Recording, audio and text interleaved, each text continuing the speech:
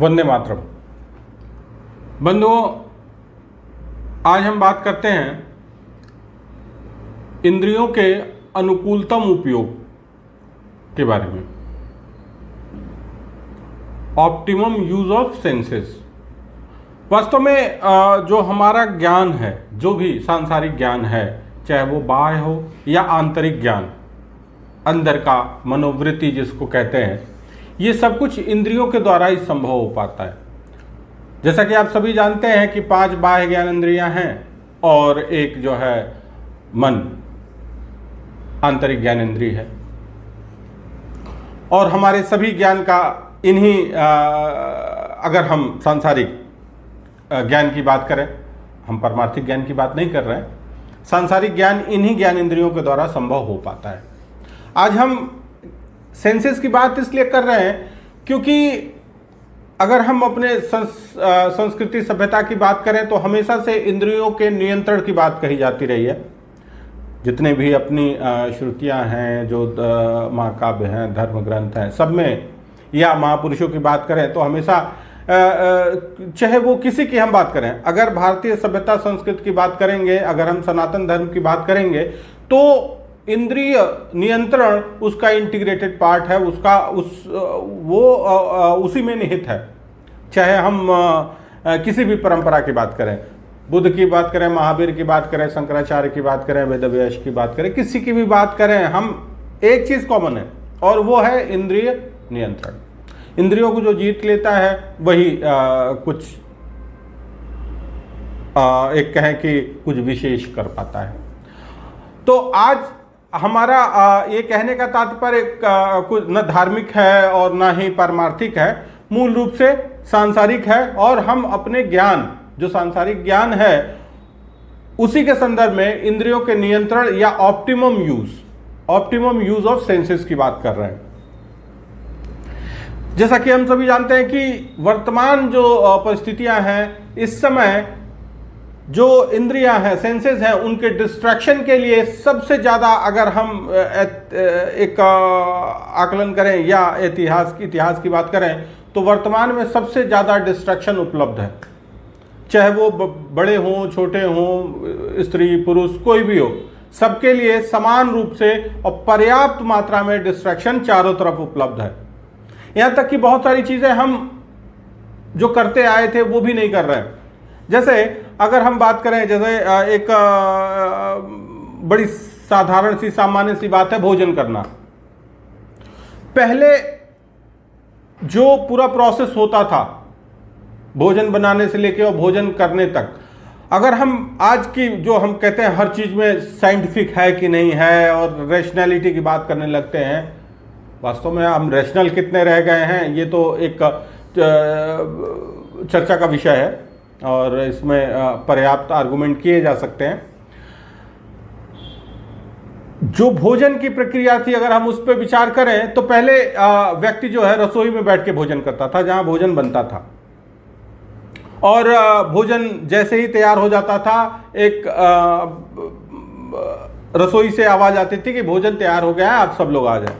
गांव में जिसे बीजे बोलते हैं। अब इसके क्या फायदे? इसका सबसे पहला जो फायदा है कि हमने भोजन बन के तैयार हो गया है, हमने सुना, यानी कि जो हमारी एक सेंस ऑर्गन है जो सुनने के लिए, सेंसेस, ये कर्णेंद्रिय, जो हम सुने, और सुनने के बाद हम उस मोड में आए कि हाँ भोजन करने चलते हैं। जिससे क्या हुआ, सबसे पहले आप एक कहते हैं कि फीलिंग कि भाई भोजन करने चल रहे हैं, एक मानसिक स्तर पे एक कहते हैं कि मेंटली जो हम प्रिपेयर हुए कि हाँ भोजन करने चलते हैं, और एक ज्ञानेंद्रिय जिसको हम कान कहते हैं वो उसमें इन्वॉल्व हो गई। जब हम भोजन करने रसोई में पहुंचे हैं तो आप भी जानते हैं कि एरोमा, जब भोजन बनता है तो उससे सुगंध उठती है, और जब हवा गर्म रहती है तो वो हल्की होती है और दूर तक जाती है। तो कहने का तात्पर्य है कि जैसे भोजन कहीं बन रहा हो तो आसपास के कई घरों में महकता है, तो जब आप रसोई में बैठ के खाते हैं तो स्वादिष्ट भोजन की सुगंध जो है आपके नाक तक जाती है। एक दूसरा जो सेंस ऑर्गन है वो इन्वॉल्व होता है, एक दूसरी ज्ञान इंद्रिय नासिका वो इन्वॉल्व हुई। फिर जैसे हम भोजन को हाथ से मिलाते थे, हाथ से जब मिलाते हैं उसको तो उससे क्या होता है, एक टच स्पर्श जो स्किन से आता है, हम भोजन को छूते हैं मिलाते हैं तो एक तीसरी ज्ञान इंद्रिय जो छूने से उसमें शामिल हो गई। और ये छूने से जब हमने स्पर्श किया तो एक जो जिह्वा है, जो जीभ है हमारी, ये भी एक ज्ञान इंद्रिय है और ये एक्टिव हो गई और पूरा मुंह आपका सलाइवा लार से भर गया। हम अब जो चम्मच से खाते हैं, कहीं कोई टच नहीं है, कोई फीलिंग नहीं है। हम रेस्टोरेंट में खाने जाते हैं, स्टार्टर किस लिए, इसी के लिए तो। स्टार्टर का काम क्या होता है, ये अभी तक जो हमने प्रक्रिया बताई वही स्टार्टर का काम होता है, जो वो ठीक से कर नहीं पाता है। और चूंकि हम जब भोजन करते हैं तो ज्ञानेंद्रियां आधी अधूरी उसमें इन्वॉल्व होती हैं, इसलिए हमारा भोजन नहीं पचता है। और अगर हम देखें तो हमारी जो ज्यादातर शारीरिक समस्याएं हैं वो केवल भोजन के न पचने की वजह से या आधा अधूरा पाचन तंत्र की वजह से ही समस्याएं ज्यादातर उत्पन्न होती हैं। अगर हम शारीरिक स्तर पे बात करें तो भोजन ठीक से नहीं पचेगा, उसका निद्रा पे भी असर पड़ेगा, इवन गैस फॉर्म होगा और गैस सारी बीमारियों को की शुरुआत है, जननी कह सकते हैं। तो कहने का तात्पर्य यह है कि इंद्रियों का इन्वॉल्व होना कितना आवश्यक है यदि हम कोई भी कार्य कर रहे हैं। बहुत सारे पेरेंट्स आते हैं, कहते हैं बच्चे का मन नहीं लगता पढ़ाई में, बच्चा हमारी सुनता नहीं। कारण क्या है, डिस्ट्रैक्शन पहली चीज। दूसरी चीज, मन कैसे लगेगा, मन का तो चरित्र ही नहीं है लगने का। हमने बच्चे में अनुशासन नहीं डाला, बच्चा अनुशासित नहीं है इसलिए वो नहीं पढ़ रहा है।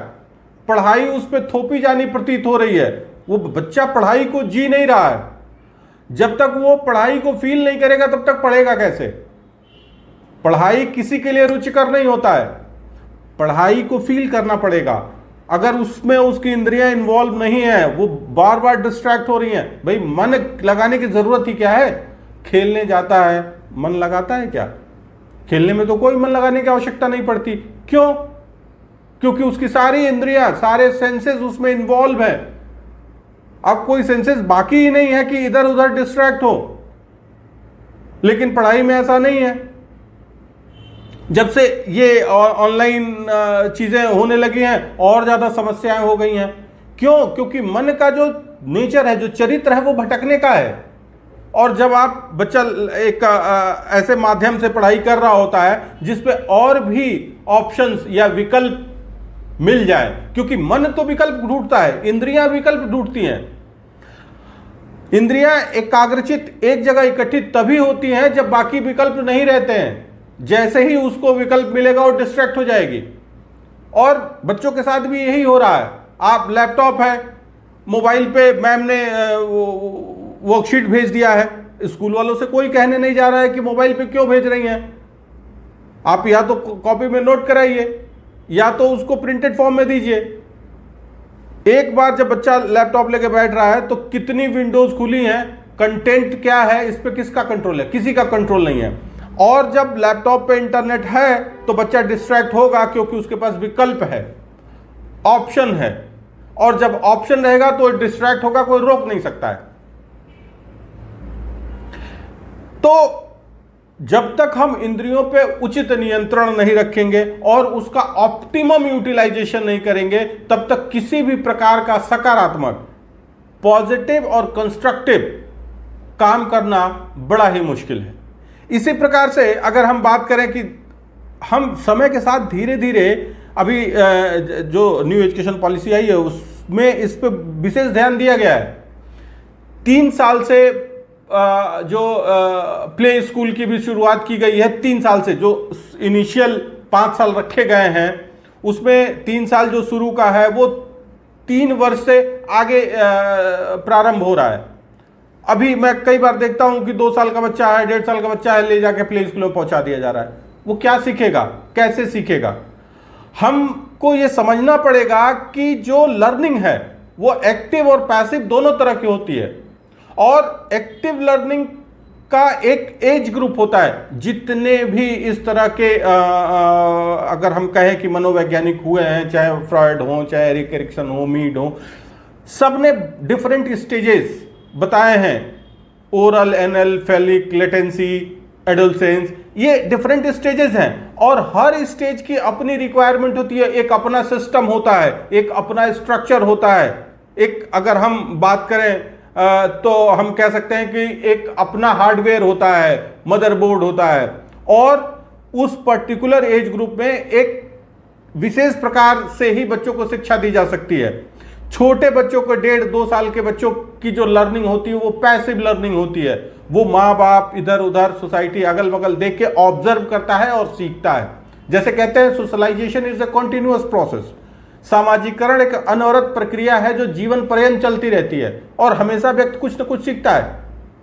अब छोटे बच्चे को लीजिए, जैसे आप सपोज करें कि एक बॉटल है जिसका मुंह बहुत पतला है, उसमें कोई चीज बहुत ज्यादा संख्या में, मात्रा में भर देंगे तो क्या होगा? डिस्ट्रक्शन। वो अंदर नहीं जाएगा। ज्यादा जोर लगाएंगे, बॉटल टूट जाएगी। हो यही रहा है बच्चों को। बच्चे जिस एज में पैसिव लर्निंग के लिए तैयार होते हैं, आप उनको एक्टिव लर्निंग कराने लगते हैं। वो अपनी सुविधा अनुसार, अपने कैपेसिटी, कैपेबिलिटी, पोटेंशियल के अनुसार वो ज्ञान इम्बाइब करेंगे, जगह जगह से ऑब्जर्व करेंगे, एब्जॉर्ब करेंगे। लेकिन आप क्या करते हैं? जबरदस्ती वो बोतल का मुंह पकड़ के और भरने लगते हैं। इस परिस्थिति में बच्चा सीखता कम है, वो डिस्ट्रॉय ज्यादा होता है। और हमको लगता है कि भाई वो बहुत जल्दी जल्दी सीख लेगा। अरे कैसे जल्दी सीख लेगा, ये बताइए, कैसे जल्दी सीख लेगा? आप जितनी मात्रा में भोजन आप करते हैं उतनी मात्रा में अपने नवजात शिशु को आप भोजन करा पाएंगे? नहीं करा पाएंगे ना, क्योंकि भाई उसका एपेटाइट नहीं है उतना, वो नहीं खा सकता। लेकिन हमको क्या लगता है कि जितना जल्दी, और बहुत जगह तो ये भी है कि भाई एक फैशन बन गया है कि उसको जाना है प्ले स्कूल में। कोई कंपलसरी थोड़े है। अगर माँ सिखा पाए तो, इसीलिए माँ को तो पहला गुरु इसीलिए कहते हैं क्योंकि जो इनिशियल लर्निंग है वो माँ से ही मिलती है। पहले चूंकि अब थोड़ा सा न्यूक्लियर फैमिली की भी प्रॉब्लम है, नहीं तो अगर हम अपनी बात करें तो हम जब स्कूल गए थे 20 तक टेबल याद करके गए थे। मेरे ग्रैंडफादर ने याद कराया था। जब रात को सोने के समय वो सारे जितने बच्चे थे सब उनके पास सोते थे तो आसपास, तो वो सबको टेबल लर्न कराते थे। अब न्यूमरेसी की बात हो रही है कि भाई नंबर्स पे जोर दिया जा रहा है। बच्चों को एक कहते हैं बेसिक लर्निंग जो शुरू के 5 साल है उसमें यही कराया जाएगा। जो अभी न्यू एजुकेशन पॉलिसी पे हम अलग से चर्चा करेंगे, हम देखेंगे कि उसमें बहुत रैशनल बातें भी, बहुत बौद्धिक बातें जो हम कहीं ना कहीं छोड़ आए पीछे, और जबरदस्ती ये आधुनिकता तो नहीं कहेंगे, मूर्खता की दौड़ में भाग रहे हैं, उस पर एक रोक लगाई गई है कि भाई हम शुरू के 5 साल एक बेसिक लर्निंग के अलावा नंबर्स का ज्ञान प्राप्त कर ले बच्चा। तो कहने का तात्पर्य यह है कि हम जो एक्टिव लर्निंग के पीछे शुरू से ही भागने लगते हैं वो कहीं ना कहीं घातक है। सेल्फ डिस्ट्रक्शन का शिकार हो जाता है बच्चा। तो हमें कहीं ना कहीं अपने इंद्रियों पर नियंत्रण रखने के साथ साथ बच्चों का जो जिस स्टेज का डेवलपमेंट है उस स्टेज की सुविधा मुहैया कराने की आवश्यकता है, न कि जबरदस्ती हम उसमें कुछ भरने लगे। साथ ही अभी जैसे हम बात कर रहे हैं सेंस ऑर्गन की, सेंसेस की, तो हमें उनको खुराक, जो एक सेंसेस की खुराक जो हम कह रहे थे कि अभी जो डिस्ट्रैक्शन है उसको नियंत्रित करने के लिए जो ऑब्जेक्ट हैं डिस्ट्रैक्शन के उनको कम करना होगा। कहीं ना कहीं हम उनको इतने सारे गैजेट दे रहे हैं, इतनी सारी चीजें हैं उनके पास कि अगर थोड़ा थोड़ा, अभी एक सर्वे आया है कि जो यंगस्टर्स हैं वो रोज का 2 घंटे से ऊपर, लगभग 2.5 घंटे के आसपास मोबाइल फोन पे अपना समय लगा रहे हैं। अब ये बताइए कि 2.5 घंटा बच्चा अगर फोन पे लगा रहा है तो फिर बचता ही क्या है? स्कूल आने जाने सोने, और इसके बाद जो बच्चा वो उसने फोन पे लगा दिया। तो एक कहते हैं कि कंस्ट्रक्टिव चीजें वो कब करेगा? उसका फिजिकल एक्टिविटी खत्म हो गया है, खेलना बंद ही हो गया है। फिजिकल, अगर हम कहें कि 9th के बाद के बच्चे तो मोबाइल फोन और लैपटॉप में इतने खो गए हैं कि हम कई बहुत कम बच्चे खेलते दिखते हैं। तो ये एक बड़ी समस्या है वर्तमान की, जिस पे हमको ध्यान देने की आवश्यकता है। और कहीं ना कहीं माता पिता जो कहते हैं कि ओवर कॉन्शियसनेस, हमको लगता है कि हम बहुत सही डायरेक्शन में बच्चे को ले जा रहे हैं, और ये होता क्या है, शुरू के ही कुछ साल, उसके बाद तो हम बच्चे को बिगाड़ ही देते हैं, तो उसके बाद कोई स्कोप ही नहीं रहता। फिर हम कहते हैं बच्चा हमारी सुनता नहीं। अरे बच्चा कैसे सुने? आपने जैसे उसको पाला है वैसे ही कर रहा है। जिस एज में वो देख के सीखता है, उस एज में तो आप मोबाइल फोन से बच्चे को पाल रहे हैं। मोबाइल फोन पकड़ा दिया, उसमें कार्टून देख रहा है। आपको मोबाइल पे व्हाट्सएप करना है तो आपने टीवी ऑन करके कार्टून लगा दिया। तो आपने बच्चे को जैसा पाला है, जो पैसिव लर्निंग है जीवन उसी से चलता है। एक्टिव लर्निंग बस जीवन के जो कुछ साधन हैं, आवश्यकताएं हैं, उसकी पूर्ति के लिए एक्टिव लर्निंग काम आती है। लेकिन पैसिव लर्निंग जीवन का तरीका निश्चित करता है। तो हम जीवन का तरीका ही बच्चे का खराब कर दे रहे हैं और बाद में कहते हैं बच्चा हमारी सुनता नहीं है। क्यों सुनेगा, कैसे सुनेगा? आपने जो सिखाया है वही कर रहा है वो। तो कहने का तात्पर्य यह है कि बच्चे को सिखाने से पहले हमें सीखने की आवश्यकता है, हमें करके दिखाना पड़ेगा इसको। अभी एक विटगेस्टीन एक थिंकर थे, वो कहते हैं कि ऑस्टेंसिव लर्निंग, ये ऑस्टेंसिव लर्निंग है जिसमें हम बच्चे को सिखाते हैं, दिखा के सिखाते हैं। एक कहते हैं कि हम कहते हैं कि बेटा कोई चीज दिखाते हैं, कहते हैं ये सूरज है, ये चंदा है। हम एक शब्द बोलते हैं और फिंगर से पॉइंट आउट करते हैं, तो बच्चा दोनों के बीच में एक रिलेशन डेवलप करता है। लेकिन हम अभी क्या कर रहे हैं? तो कहते हैं इंडिकेटिव लर्निंग होती है, हम दिखा दिखा के सिखाते हैं। अभी हम क्या दिखा के सिखा रहे हैं? ये मोबाइल है और ये कार्टून है, देखो। और बच्चा वही सीखा है।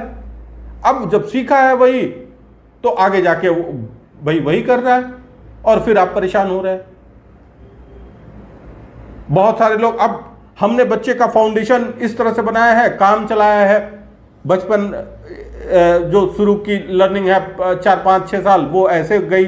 उसके बाद हम सोचते हैं कि भाई ठीक है, चलो अब हमको कुछ ना कराना पड़े, तो अब टीचर के पास हम कम जाते हैं, हम मजदूर हायर करते हैं कि वो बस आ जाए। जैसे मजदूर आता है तो हम उससे कहते हैं भाई तुम जाले भी उतार दो, फर्श भी साफ कर दो, ये कूड़ा कबाड़ा ये भी निकाल दो। वैसे ही हम बच्चे के लिए एक मजदूर टीचर की शक्ल में ढूंढते हैं कि जो होमवर्क भी करा दे, इंग्लिश भी करा दे, हिंदी भी, संस्कृत भी, नाक भी पोंछ दे, सब कुछ कर दे, ऐसा एक व्यक्ति मिल जाए।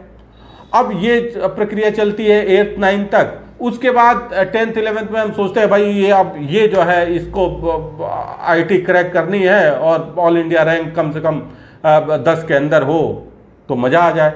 अरे कैसे होगा भाई? आपको लग रहा है कि एक ईंट की दीवार बनाएंगे, कॉलम नहीं बनाएंगे और उस पर 20 माले की बिल्डिंग बनाएंगे, बनेगी? कोशिश होगा तो बिल्डिंग गिर जाएगी। अब वही बच्चों के साथ हो रहा है। जो बच्चा 10th में ढंग से परफॉर्म नहीं कर पा रहा है, उसको आप इकट्ठा करके कोटा भेज दे रहे हैं और बच्चे पर मानसिक दबाव इतना आ जा रहा है कि भाई पिताजी ने पैसा लगाया है, बड़ी मुश्किल से पैसा है, ये भी हम सुना दे रहे हैं। हो क्या रहा है कि 24 बच्चे सुसाइड कर लिए कोटा में। तो कहने का मतलब है कि ये समस्या जो सेंसेस या इंद्रियों से शुरू हो रहा है, वो कहां जाके समाप्त हो रहा है आप देखिए। और कहीं ना कहीं हम खुराक देते जा रहे हैं, बचपन से ही खुराक दे रहे हैं इंद्रियों को भटकने का। तो हमें बच्चों को सिखाने से पहले खुद को समझने, सोचने, सीखने की आवश्यकता है और इंद्रियों को खुराक न दिया जाए, ये बच्चे के हित में होगा। आज के लिए इतना ही, धन्यवाद।